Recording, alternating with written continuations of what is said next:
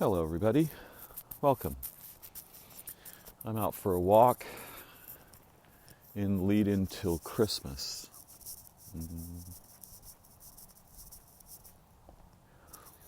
And I have lots of different things on my mind. I'm not sure which I'll pursue. The cold has come in the north. My friend Ryan reports that the weather is extremely cold there, I think negative 30 Celsius. And many of the geese and water birds and other birds are profoundly afflicted with bird flu and they are dying. In a very grim situation. This is in Lethbridge, Alberta. Around here in Stockton, California, where there is the San Joaquin Delta, in the valley, the water birds have been gathering in vast numbers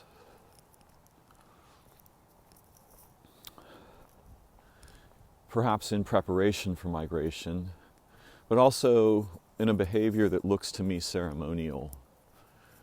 Thousands of birds, wings flying in from far, far away, wheeling over a specific area and singing together throughout the night. The song actually reaches our house here.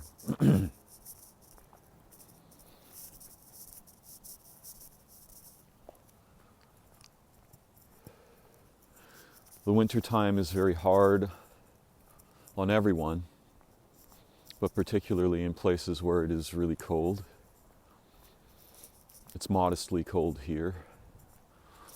The birds here seem healthy. I haven't seen any significant evidence of bird death, but I also don't have access to the Thule Islands where they are gathering and wheeling and there are many different kinds of birds together, ducks and geese, perhaps swans, egrets.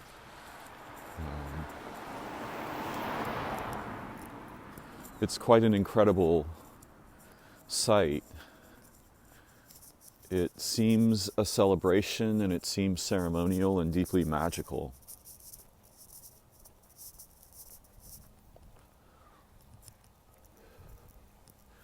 In a way, Christmas is a celebration of things that we have long forgotten. And for many of us, it's a very difficult time. Those of us who are struggling or in poverty, who are sick or injured, those of us who've lost family members and loved ones. The winter is hard, and the spirit in the people at this time is, depending on where you look and what you're looking for, you can find whatever you're seeking, of course, but it's a dark time in the world.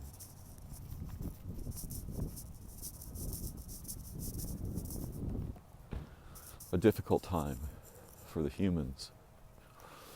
And many of the people I know are experiencing confusion and despair and poverty, feel trapped in their situations with, no direction out, no direction toward safety and comfort and security and hope.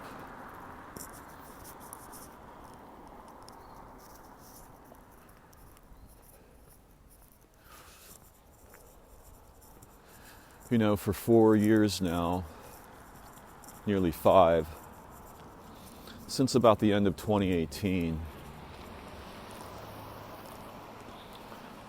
there's been a dramatic sea change in dimensions of our existence that are ordinarily invisible to us.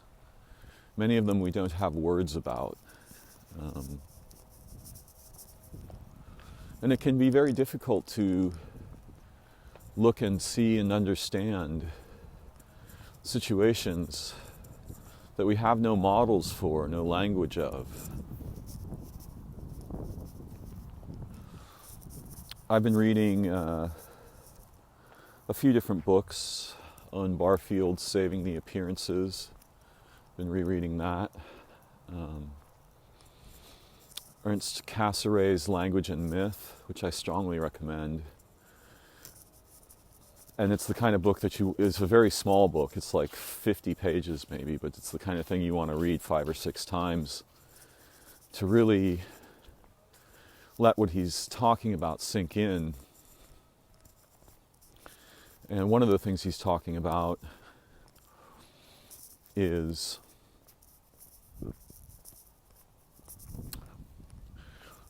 the way that myths are linked to language and how language is linked and originates in non-ordinary experience,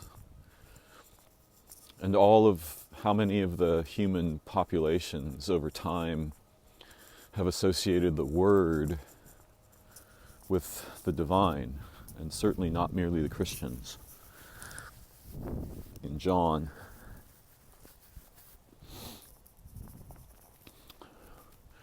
and how the words have changed as our activities have changed, and how the root origin words from which our languages descend all have this sort of nativity in sacred experience, ceremonial experience,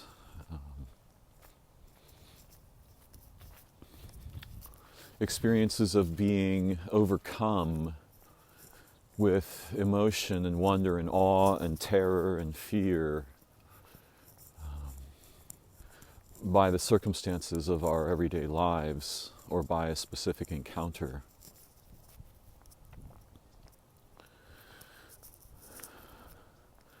And these books are a comfort to me.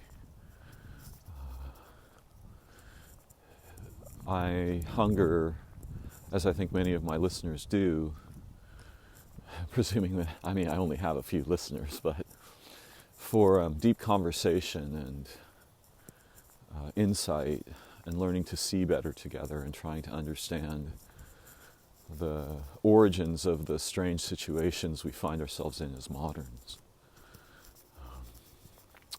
And of course, many of my other videos pursue topics along these lines.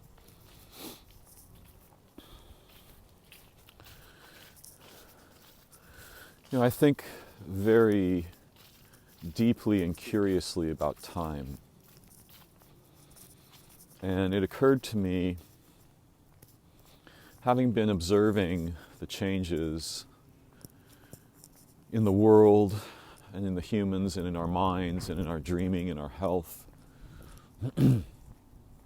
over the past 4 or 5 years, it's very clear that there was an event of some kind, right, that began sometime in 2018 and came to a crest around the end of it that year.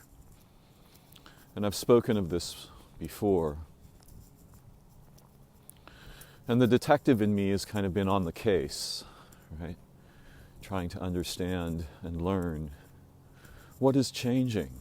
What has changed? Why is it changing?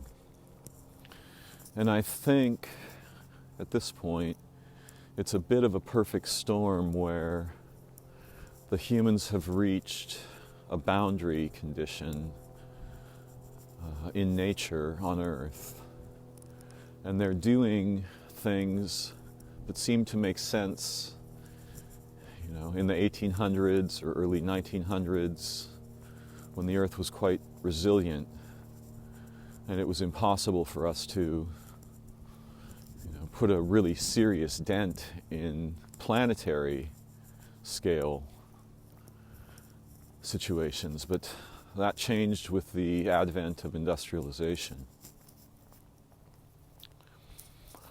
And so I think there's a bit of a perfect storm. I think the humans have made a number of very staggering fundamental mistakes, and I think they happen to be making them at exactly the wrong time.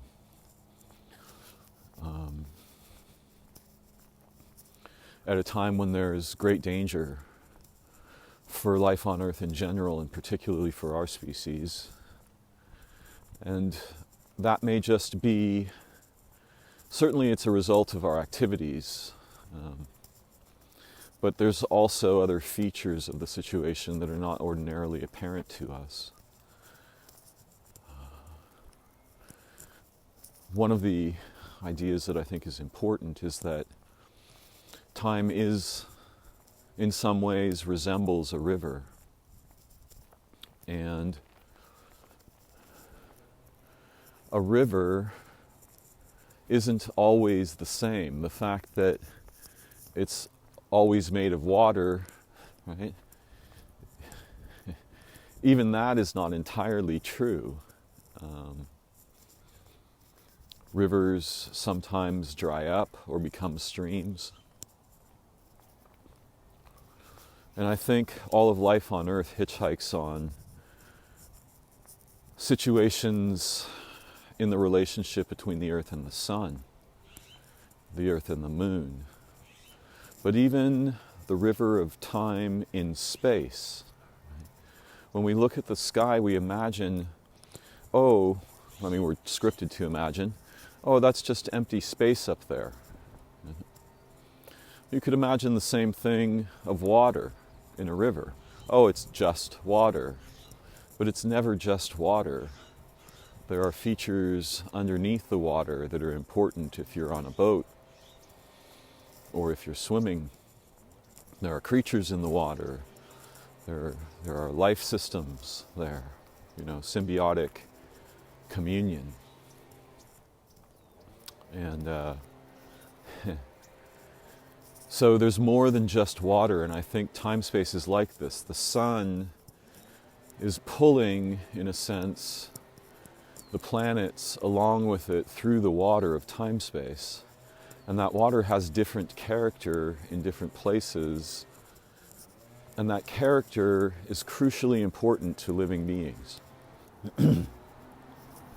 They can sense it. The animals and plants, in their astonishing diversity and profound physicalized intelligences, form a harmony together on Earth. And that harmony supports all of life, right? It's not altruistic in the way that humans think of altruism, but it's meta-altruistic in that dance of life literally creates the possibility of human minds. And so without this dance, there's no possibility of altruism.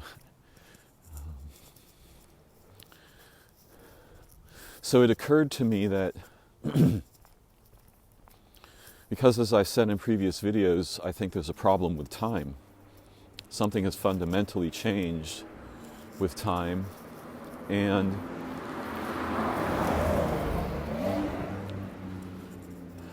in the dance of life on Earth, there are fundamental temporal elements. The sun and the moon are very obvious in this way. But there are many, many different elements, lots of which we don't even have language about. So it's very difficult for us to imagine them without a cue, right? Without a cue of some kind. But one of the things that's been going on, and I've seen evidence of this in nature, and certainly profound evidence in the humans, is desynchronization, right? The harmonies of life are breaking up. And surely part of that is due to the catastrophic damage to the biological hyperstructures of Earth, right? The symbiotic hyperstructures.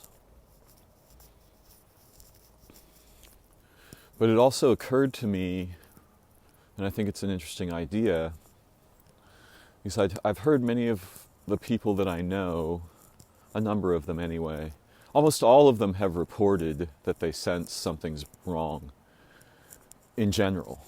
And many of them have no sophisticated language with which to assess or evaluate what they're feeling and experiencing. But one of the ideas that I still think is quite profound is that alongside whatever the humans are doing and have done, I think our mechanical behavior fucks up time. Right? Machines, all of the creatures on Earth are modes of living space-time, in my view. As if space-time produces something like rain, and the rain, on living planets at least, becomes organisms. It's producing... In other words, space-time is to organisms as clouds are to rain. This is what I'm trying to point at. And so when we look at the organismal libraries of Earth, we see the faces of space-time. We see the character of time-space, its nature.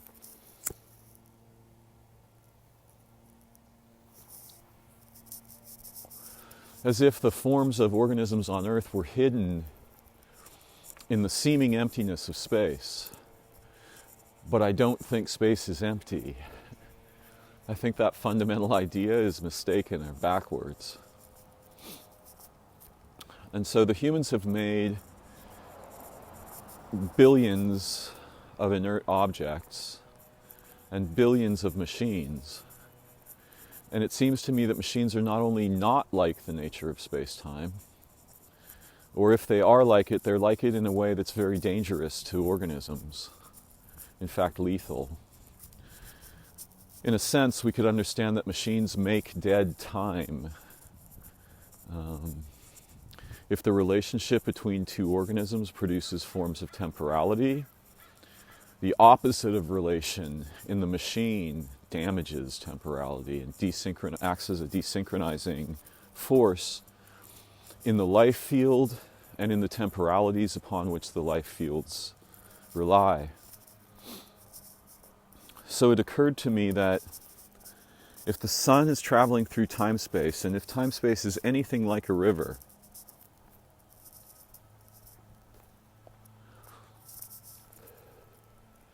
it may be that the solar system has entered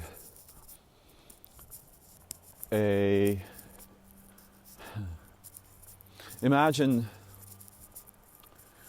that the river was flowing in the direction that the sun is going, and all of life is happily hitchhiking on that flow. But then we enter in time-space together in the solar system a situation where the water is pooling and is still. And now many of our senses that we've depended on for eons don't work, right? Because they were founded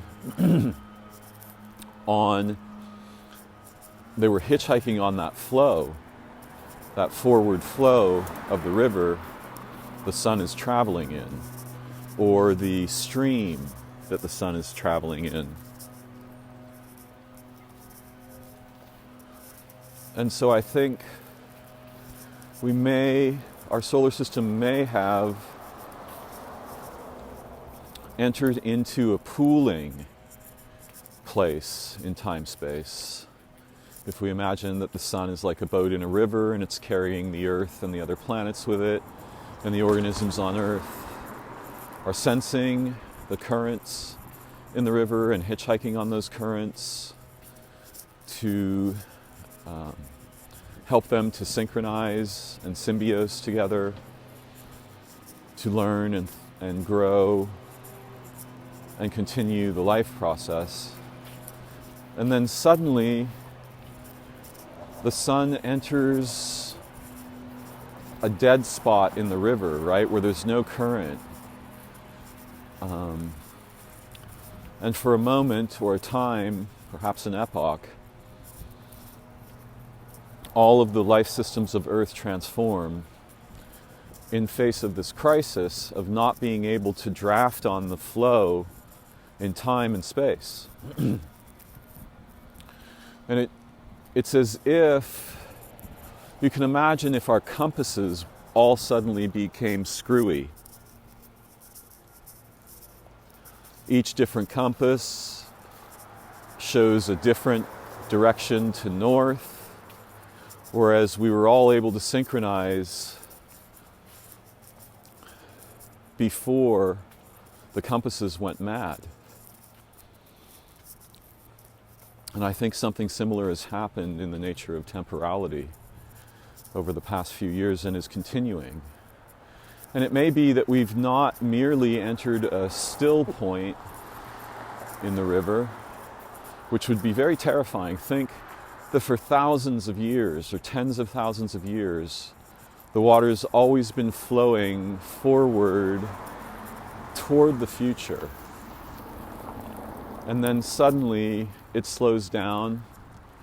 There are little whirlpools, and it becomes still.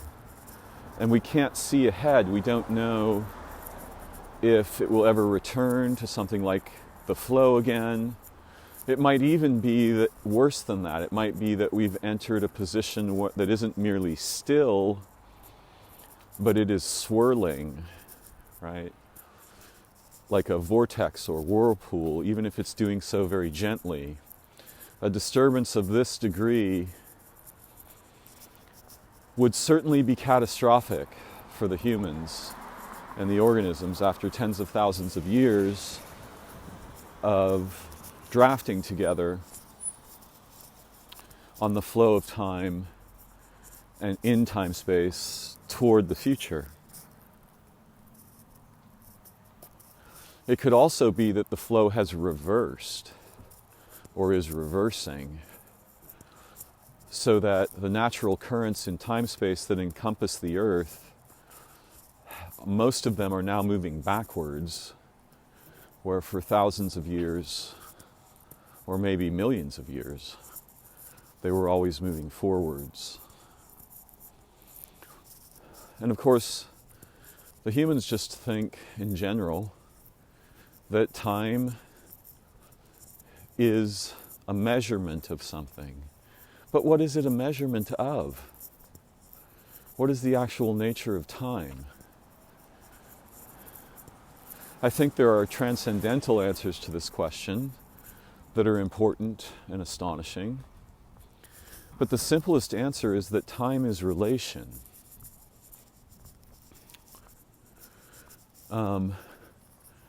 And the organisms form incredibly multidimensional families and relationships in the physical environment of Earth, but also in the relational environment of Earth.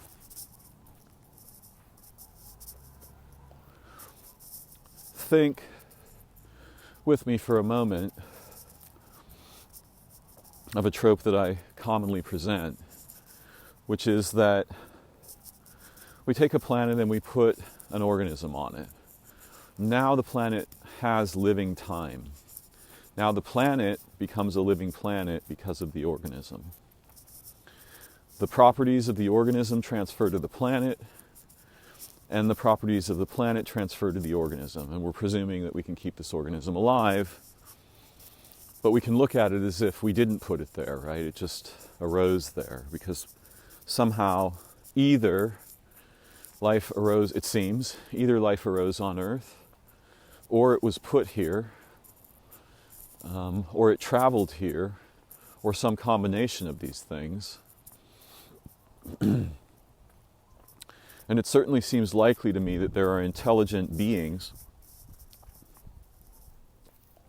profoundly involved with all of this, and some of them are certainly not ordinary beings and not terrestrial beings.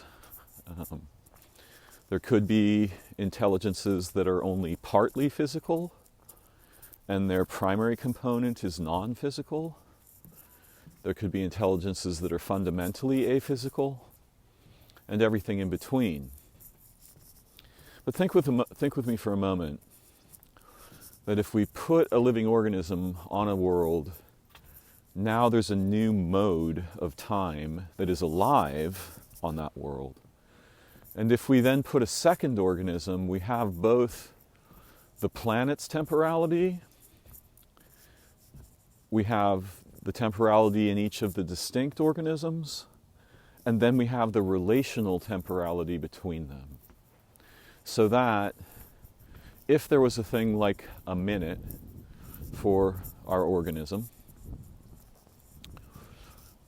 there are different modes of the minute. There's the planetary minute, the solar minute, the organismal minute, and then the relational minute between the organisms. It turns out that time is fundamentally bound to relation in some perspectives that are crucially important to preserve and consider.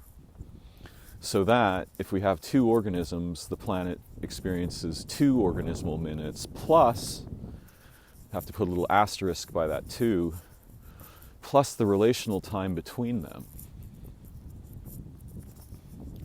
The other night I was in a conversation and we were talking about the advent of agriculture some 10,000 years ago or so. And it suddenly occurred to me that the amount of time between that and our time at the human scale seems an incredible length of time to us, 10,000 years, and is in the way that we think and live. But for the bacteria in our bodies, for the cells in our bodies, that amount of time is trivial. They can experience 10,000 years of development and relation, hyperstructures of incredible, astonishing fields of relation in a second.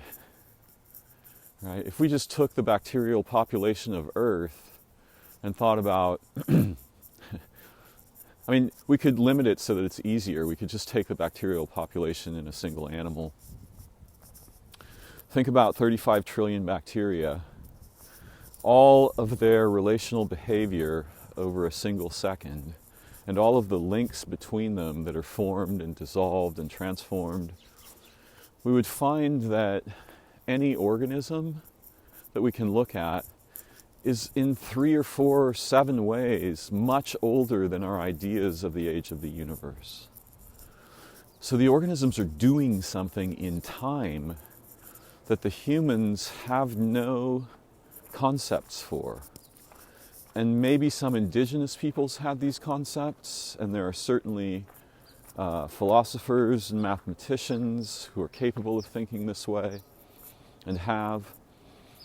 But we common people, with our common language, we have a very confusedly flattened and crude, I think clumsy idea about temporality in general and time in particular.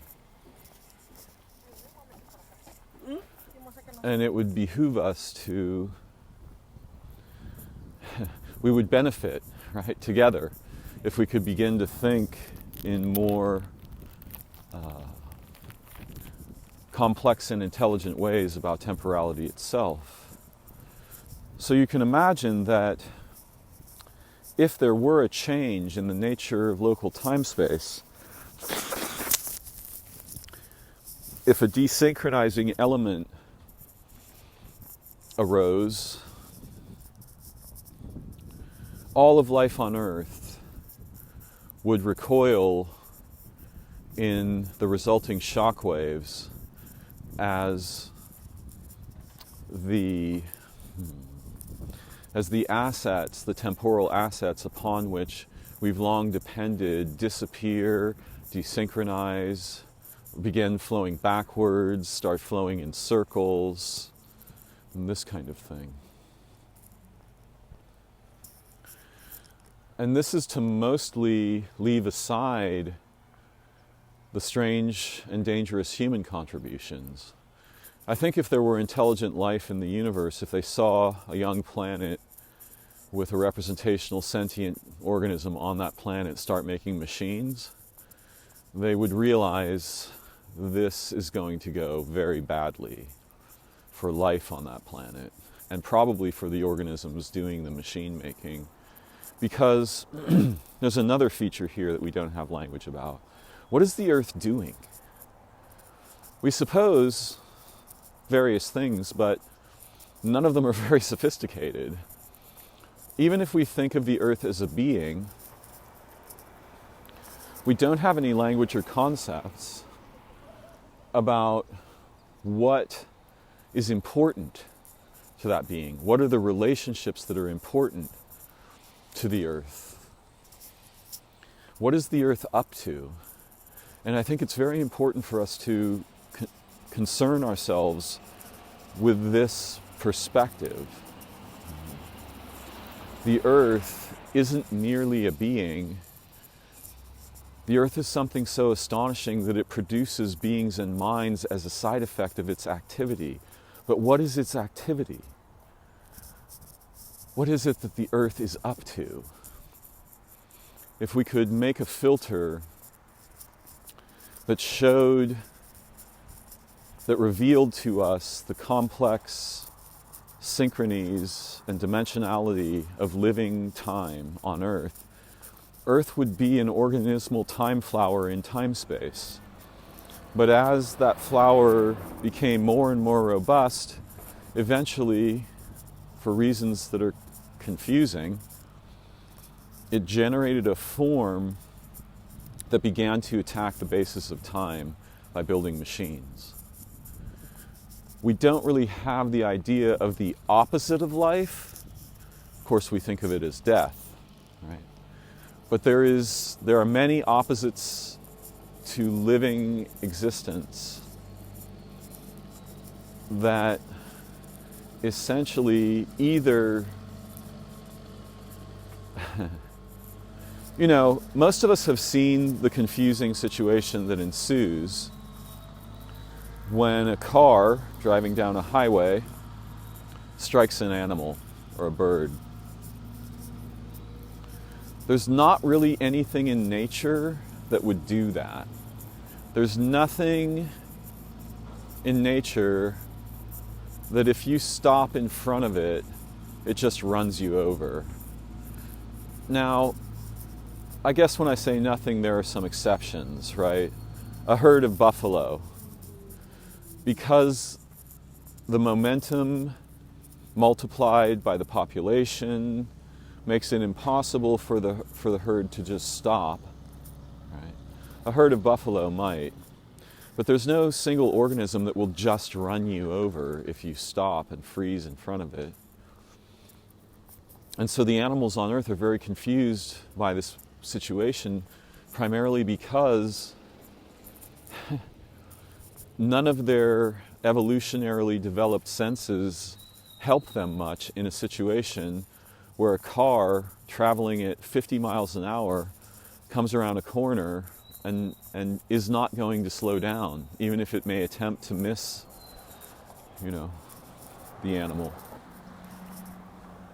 So I think there's something like the opposite of organisms, and there's certainly something like the opposite of living temporality, and that is machines.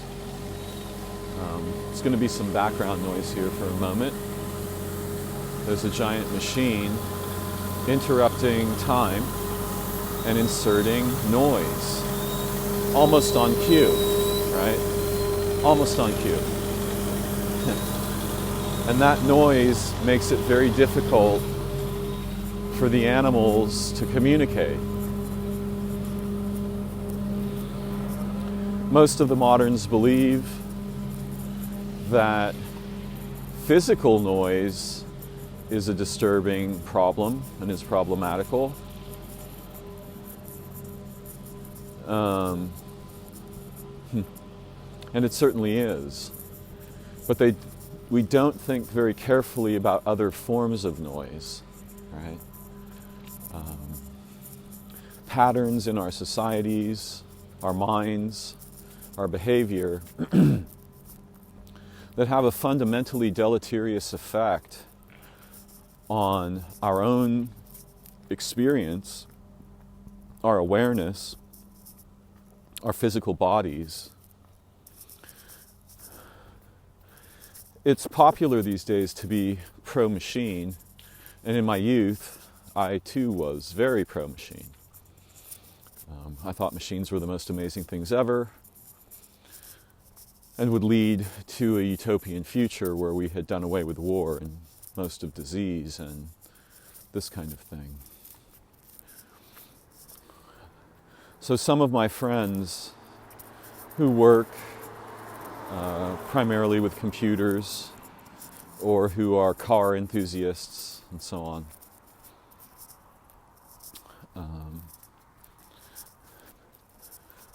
they think machines are a good thing. But I assure you that organisms don't.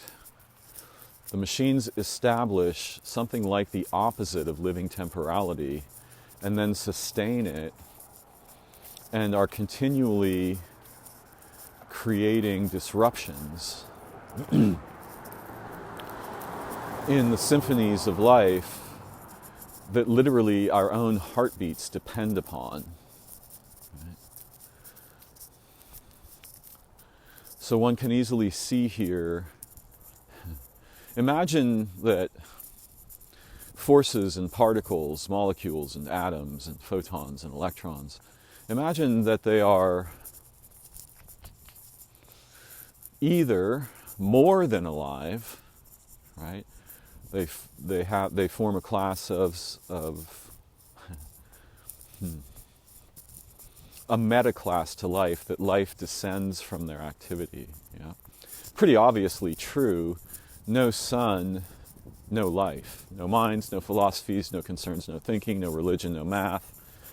Right? Everything on Earth hitchhikes on the solar output. And all organisms hitchhike on heat gradients as well. And hot and cold change time. Cold slows time down. That's why we have refrigerators. Heat speeds time up. That's why we have ovens.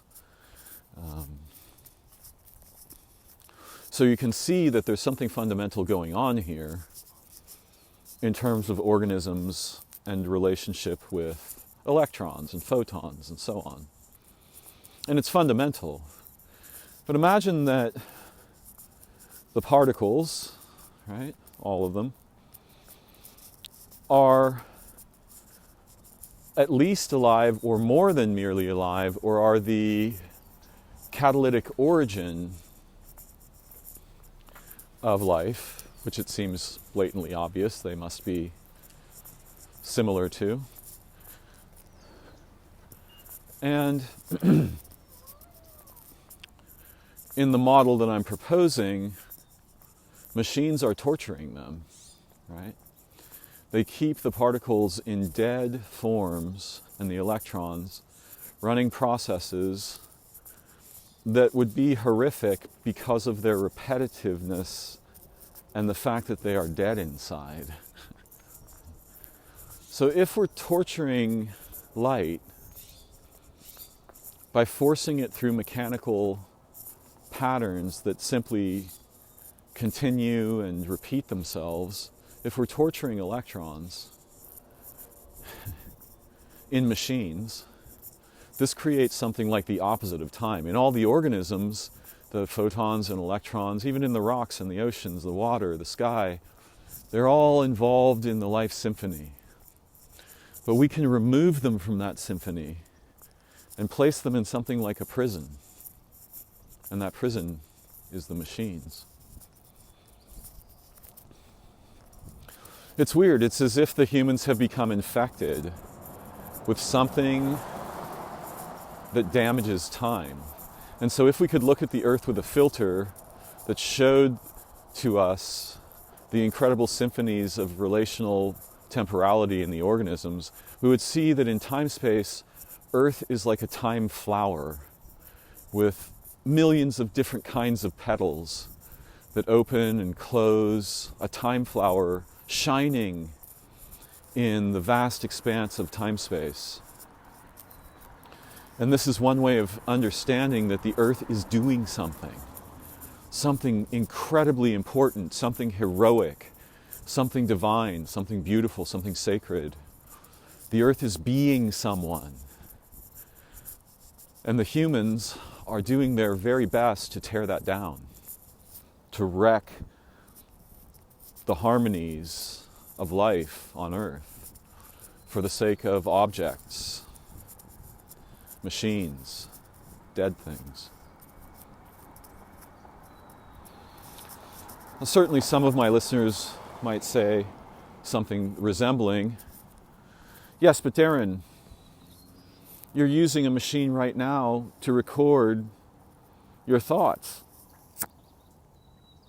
and to transmit them to other people. It's not untrue. Of course it's true.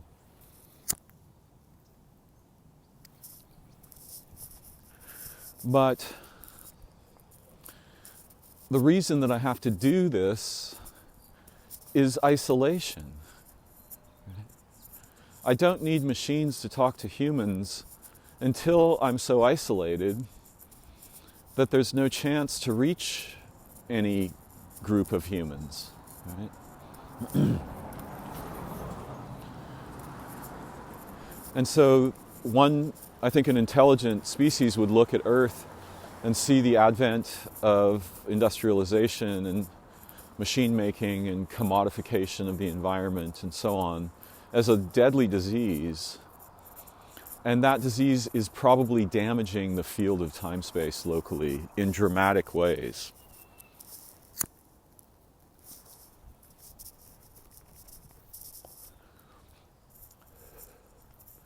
We think of the Earth as all alone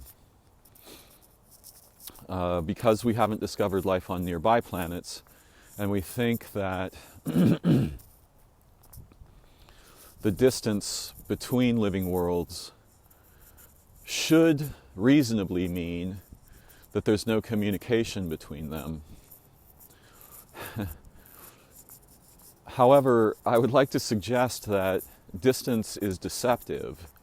Even in human relationships that we can experience, distance is never explicit. And certain kinds of distance create forms of intimacy that are unexpected when we look at them with the models that we're trained to apply. So I would like to suggest that not only is the Earth being someone and doing something heroic and important and beautiful and profound, and all of life is fundamentally committed to this mission, except the humans and their machines. But I would like to suggest that Earth is part of a vast family of worlds and that there is communication between them at all times. They all come from the same origin, right? Everything in the universe, in a sense, can be understood as the expression of some kind of staggering transcendental singularity. And I don't mean that term in the computational, technological sense. I mean it more in the sense of physics and perhaps some features of religion. And so I think the news of Earth's great travail under the machine burden and the activity burden of the humans, the news of that travail has reached far and wide. And it may be that some of the phenomena we refer to as UFOs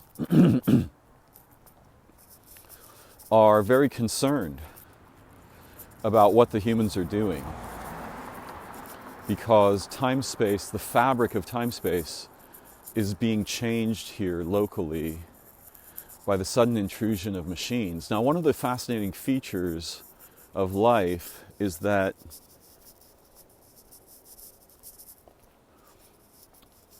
there are models we can use to look at it where life is overcoming entropy. Right? Life can be understood as negentropic, and we can divide the context complexly enough in our thinking that we could imagine that it's only temporarily negentropic, right? It's locally negentropic in a universe that's traveling toward entropy. And this concept is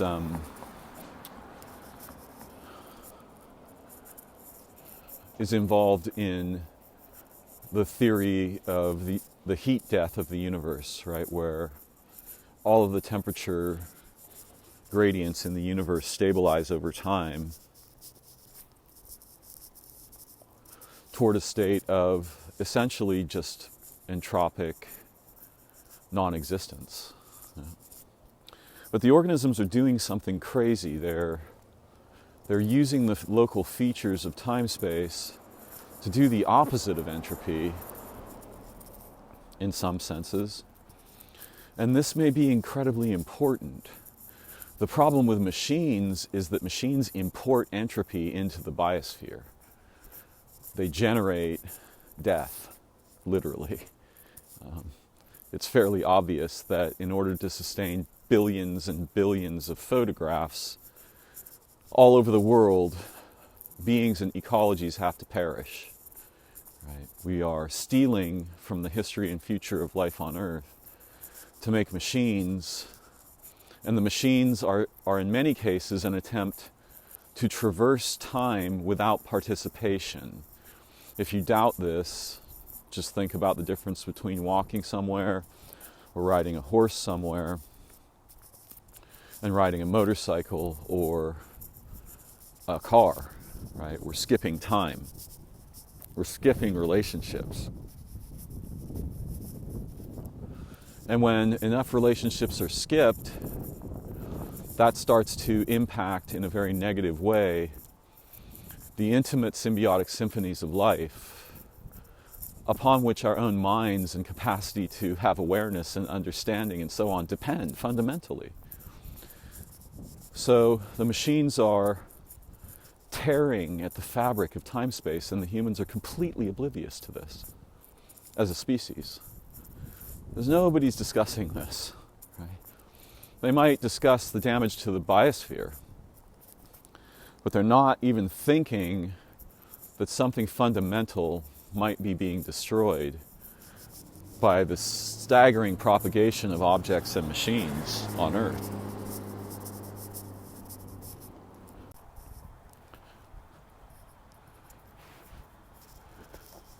I understand that my little explorations here have a very grim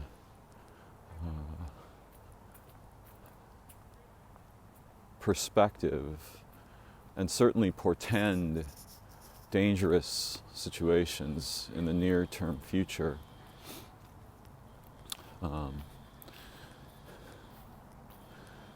It's not to say there isn't hope, but I think that life on Earth and the humans are about to experience a vast array of novel threats and challenges and devastations. I often hear some people completely dismiss the concerns with trivially considered statements like, oh, well, life will survive, life will keep going, if the humans get wiped out, no big deal. That's a really callous and mechanistic perspective. That's a perspective where people aren't thinking at all. They're not considering the mission of life on Earth. And they're not considering our ancestors. They're not considering what the hopes and dreams and struggles of life are for. And they are for something that isn't merely meaningful. Without it, there's no possibility of meaning. It may be true that the Earth is robust enough biologically to survive whatever the humans can throw at it. However, planets have lifespans, primarily because stars have lifespans. And there are phases, just like we have life phases, stars and planets and ecologies have life phases.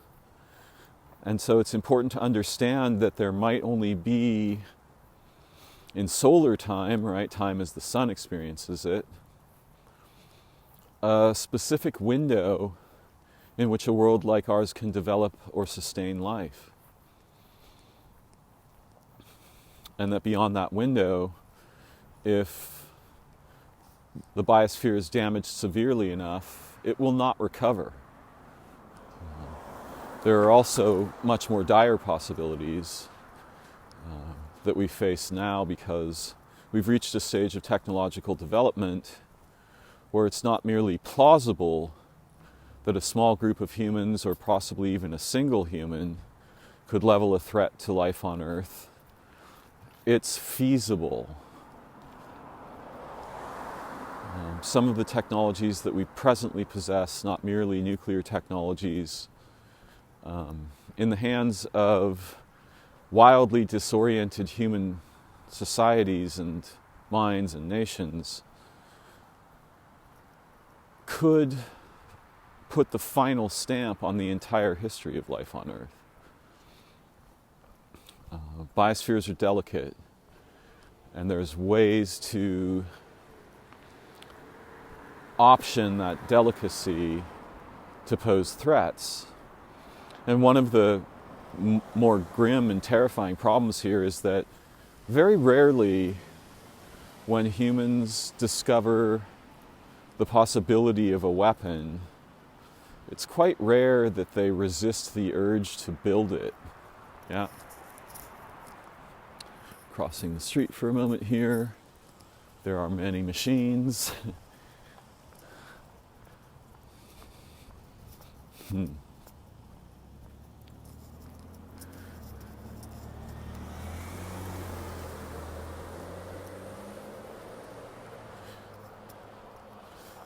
When I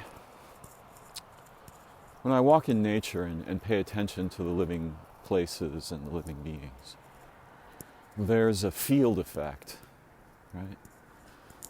You can almost sense the harmony and the symbiosis and the mutual support and concern. And it's very powerful, but it's also very delicate. It's easily disrupted. Right? Just bring a guy in there with a shotgun,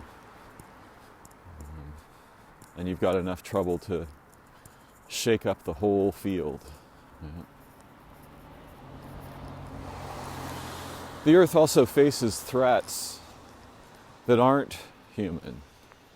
There are, ages of the Earth where life has been very difficult for organisms, or where they've been mostly exterminated by a comet strike or a meteor strike, asteroid strike.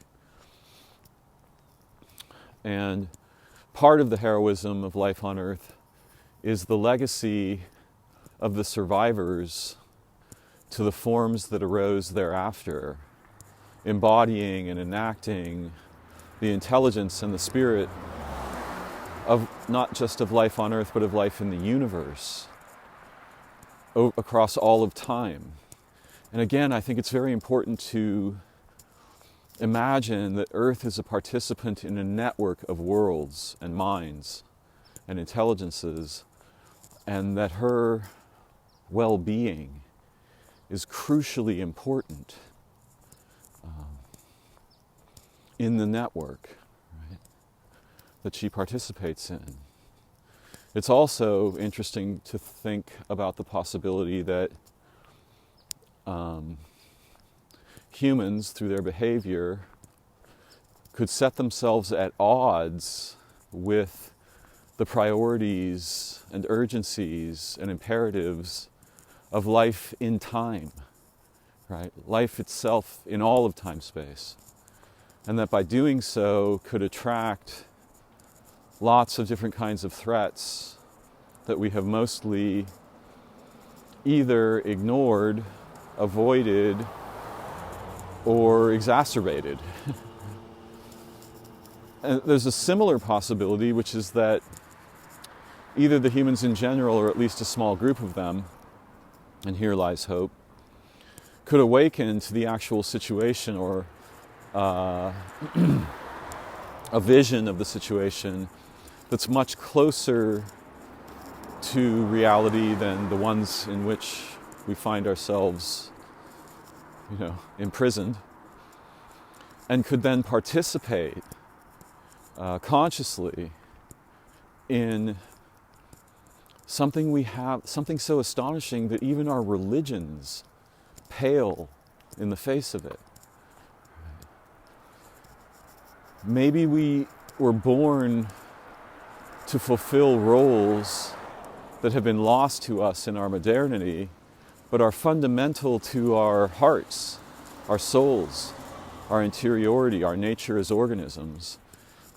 And I can imagine a situation where a small group of people could begin to recover those roles heroically together, and to establish societies that actually resemble something with the potential to act intelligently, with kindness and awareness and generosity toward all beings.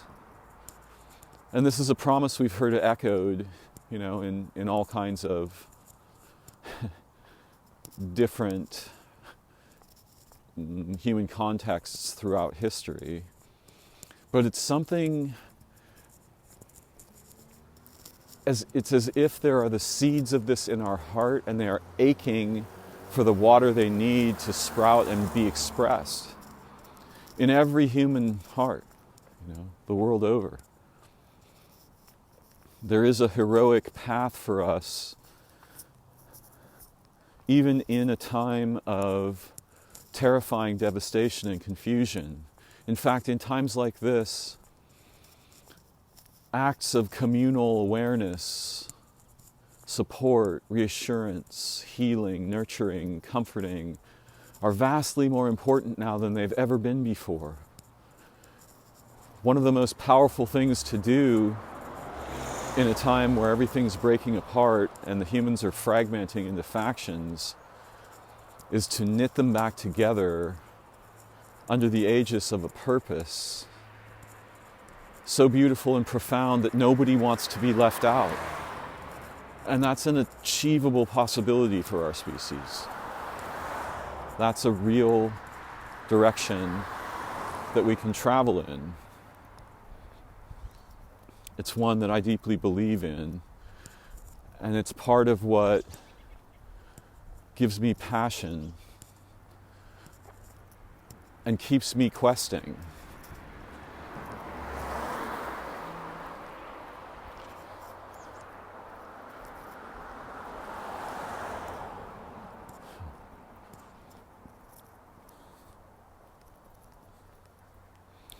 One of the little tropes that I came up with recently was, and I probably mentioned it in another video because it's very exciting to me, it's just a way of thinking, right? But it's a way of thinking that resembles how our ancestors naturally thought.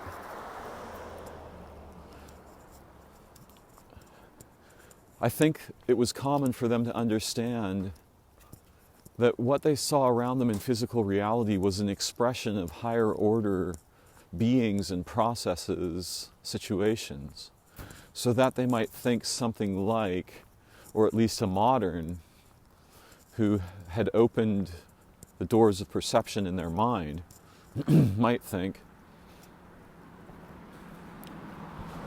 as bees are to flowers and honey, something is to living worlds and X, right? In other words, if there were organisms that traveled and collected the evolutionary intelligence of living worlds and produced from it some astonishing, profound extract, yes, resembling honey, that could reignite life processes on dead worlds or heal worlds that were dying, there's probably something like this going on in time-space. In other words, because there are bees, flowers, and honey on Earth, in the sky there must be the meta-position that produces those forms and relationships down here in the structured physicality of our living planet. And this again brings us back to the possible topic of aliens and UFOs and what they might be up to. It would be interesting to discover that they were communicating with the intelligences of the biosphere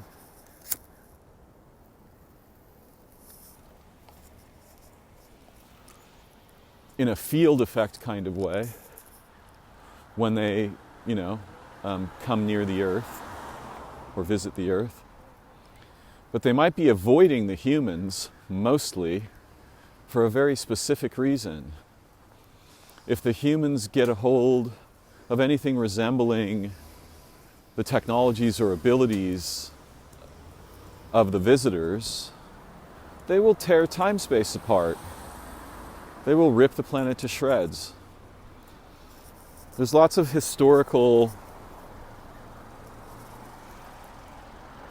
vignettes about this, right? In Genesis, when the humans are said to eat of the tree of knowledge, immediately the divine beings lock the tree of life against them.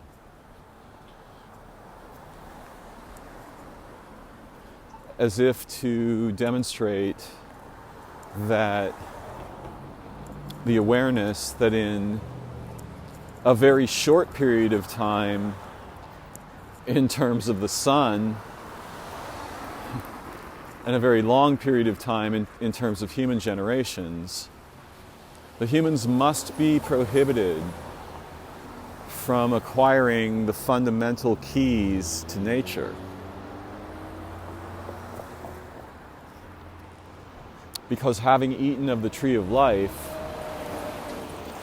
they will now become the primary threat by trying to operationalize those keys.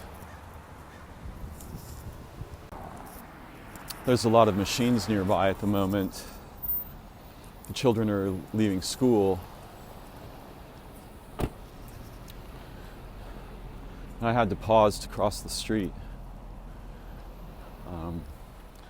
And it was difficult to cross safely. There are so many machines here.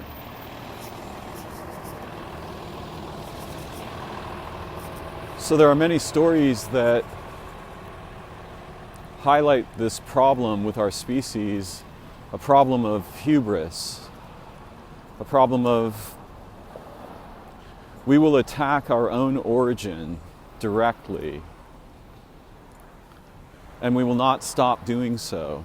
We become an unstoppable force en masse, even though there are individual humans or small groups that are relatively altruistic or benevolent and would have the intelligence to know what not to do with technology. The species as a whole has nothing. There's nothing there. There's nothing to stop us from making any machine we can dream up.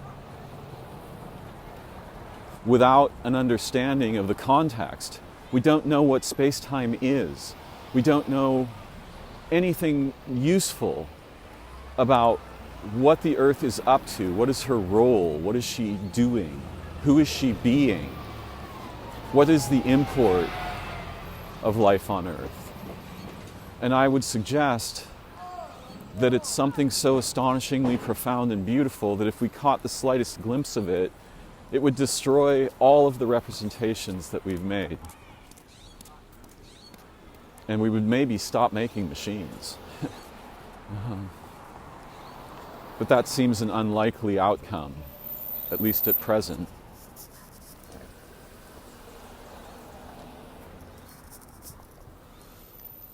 There are stories that suppose that there used to be a universal language, and that in a certain time in history, the humans were literally attacking heaven, trying to tear the angels down, kill them, and something intervened and shattered the universal language so that all the peoples could not form the terrifying problem of mass behavior at the species level, particularly to attack origin. It's blatantly obvious that the humans do this, right? By tearing down the rainforests and poisoning the oceans, tearing apart the webs of life to produce commodities. We think, oh, all of this is being done to feed the humans. It's not. It's mostly being done to feed machines. The Earth has enough food for all of the humans. What it probably can't sustain is billions of machines and objects and artifacts and photographs and videos and all of these things, yeah? But there is a heroic path for us as individuals and as small groups. And it's possible that we could foment a moment of insight so profound that we could awaken the entire species. I hope for something like this, and perhaps there is help for those of us engaged in this quest. Help in the vast network of lives and intelligences that form the fabric of time-space. I realize my thoughts are not particularly Christmassy today. Perhaps I will make another video about the history of that holiday and what some of those representations come from. We will see if I get the chance to do so. Thank you for joining me. I'm grateful for the time we have to learn and remember together some of the more profound and beautiful aspects of our nature and potential as human beings. Bye-bye for now.